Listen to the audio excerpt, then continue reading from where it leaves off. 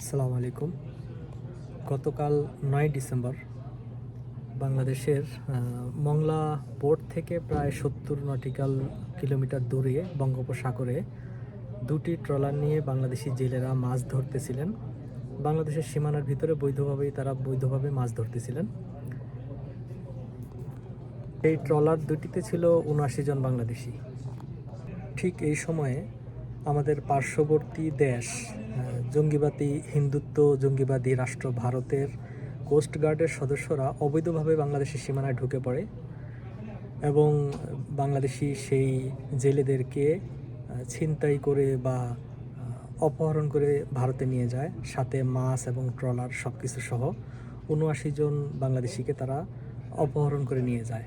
এটা তাদের একটি সন্ত্রাসী কার্যক্রম। ভারত যে বাংলাদেশের বন্ধু নয়, তারা যে শত্রু, তারা আরেকবার প্রমাণ করে দিল এই ঘটনার মাধ্যমে। আমাদের দেশে ২ মাস ইলিশ প্রজননের সময়, এই ২ মাস ইলিশ মাছ ধরা সম্পূর্ণ নিষেধ, আইনত দণ্ডনীয় অপরাধ। তো এই সময়ে জেলেরা মাছ ধরে না সমুদ্রে, কিন্তু ভারতীয়রা ঠিকই এই সময় বাংলাদেশের সীমানায় আসে আর মাছ ধরে নিয়ে যায়। যে সমস্ত ডিমলা ইলিশ মাছ তাদেরকে সহ ধরে নিয়ে যায়। তো গত ১৫-১৬ বছর ধরে আমরা এর কোনো প্রতিকার পাচ্ছি না বা কোনো প্রতিরোধ করতে পারতেছিলাম না, বিকজ আমাদের যে গভর্নমেন্টটা ছিল, আওয়ামী গভর্নমেন্ট, তারা হচ্ছে ইন্ডিয়ান, সম্পূর্ণভাবে দালাল। তারা ইন্ডিয়ান সাপোর্টেই কথা বলে। যদি আমরা কেউ সাধারণ জনগণ যদি এর বিপক্ষে কোনো অবস্থান নেই অথবা নিতাম অথবা কথা বলতাম, তাহলে তাদেরকে নিশ্চিত জেলে যেতে হতো। তাই সাধারণ মানুষরা কেউই ভয়ে এই বিষয়ে মুখ খোলেনি। আর প্রশাসনে যারা আছে তারাও এই বিষয়ে কোনো মুখ খোলেনি, কারণ তাদেরকে চাকরিচ্যুত হতে হতো শেখ হাসিনা গভর্নমেন্টের সময়। কিন্তু এখন যখন আমাদের দেশ আবার দ্বিতীয়বার স্বাধীন হলো, এখন আমাদের সময় এসেছে এই সমস্ত ভারতীয় সন্ত্রাসী চোর ডাকাতদেরকে ধরার। তাই আমাদের কোস্ট গার্ডের যারা সদস্য আছেন তাদের এই বিষয়ে আরও সতর্ক ভূমিকা অবলম্বন করা উচিত। মমতা ব্যানার্জিকে একটি টিভি সাক্ষাৎকারে বলতে শুনলাম, যিনি বলছেন বাংলাদেশিরা যদি ভারতীয় সীমান্তে যায় তাহলে নাকি তাদেরকে অ্যারেস্ট করে না, মানে যদি জেলেরা যদি ট্রলার নিয়ে ঢুকে পড়ে কখনো, এমনকি একবার ঢুকেছিল, তারপরে তাদের নাকি কোস্টগার্ডরা আমাদের বাংলাদেশিদেরকে নাকি কিছু চিকিৎসা দিয়ে সেবা শুশ্রূষা করে তারপর নাকি বাংলাদেশে ফেরত পাঠিয়েছে। আসলে এটা একটি মিথ্যা কথা। বাংলাদেশিরা কখনোই মাছ ধরতে ভারতের সীমানায় যায়ও না, কিন্তু ভারতীয়রা সবসময় বাংলাদেশি সীমান্তে আসে এবং তারা চুরি করে মাছ ধরে নিয়ে যায়। হ্যাঁ, একবার এরকম একটি ঘটনা ঘটেছিল, বাংলাদেশি ট্রলার ভারতীয় সীমানায় গিয়েছিল, কিন্তু সেটা ছিল একটি দুর্ঘটনা, একটি মানে ঘূর্ণিঝড় বা সমুদ্রের একটি দুর্ঘটনার কারণে তারা যেতে বাধ্য হয়েছিল বা তাদের ট্রলারটি চলে গিয়েছিল। কিন্তু ইচ্ছাকৃতভাবে ভারতের সীমানায় কখনোই বাংলাদেশিরা গিয়ে মাছ ধরে না। এটা ভারত সরকার কখনোই প্রমাণ করতে পারেনি, পারবেও না, কারণ তারা সবসময় মিথ্যা কথা বলে।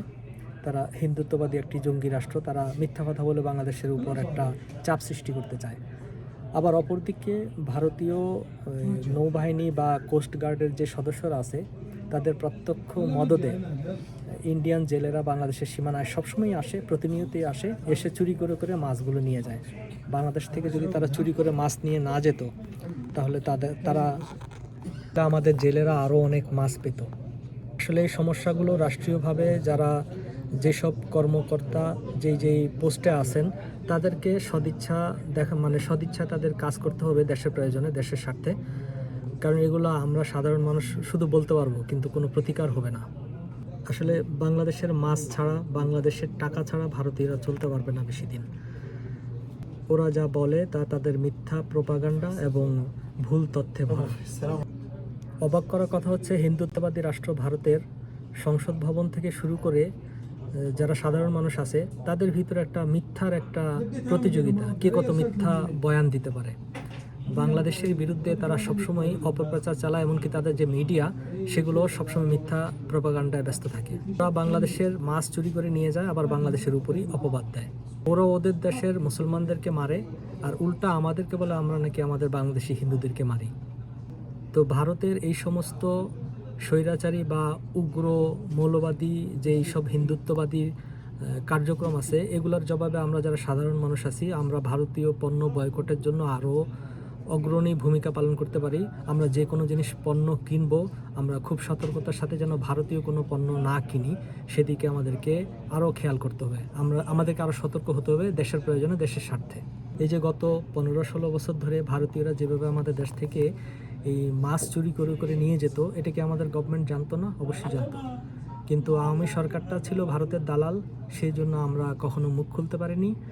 এবং আওয়ামী লীগ যারা করে তারাও ভারতের দালাল। কিভাবে? কারণ আমরা যদি ভারতের বিরুদ্ধে কিছু বলি তাহলে তারা অনেক কষ্ট পায়, তারাও চেষ্টা করে আমাদেরকে প্রতিহত করার জন্য, আমাদের দেশের আওয়ামী লীগ যারা